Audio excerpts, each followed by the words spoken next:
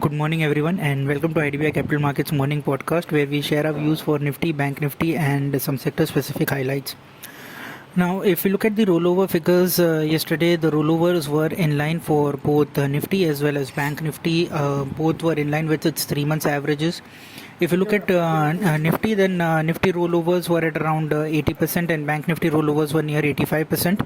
But if you look at the absolute terms, then Bank Nifty started with around 24 to 25 lakh shares of open interest, which is in line in absolute terms also. But if you look at Nifty, then Nifty started with 1.28 crore shares of open interest on absolute terms, which is higher than its 3 months as well as month-on-month average. So which indicates that there are higher positions in Nifty compared to Bank Nifty. And if you look at the overall sectorial distribution also, then in sectorial distribution also we see that weightage for banking has reduced a little bit, and weightage for if you see FMCG and even IT has gone up significantly. So those two sectors would be watched out for in the next expiry. And if you look at the overall distribution, then index still weights around 17% in terms of value of the total OI, and banking still weights the second highest at 15%, but it was comparatively higher to around 18 or 19% on average terms.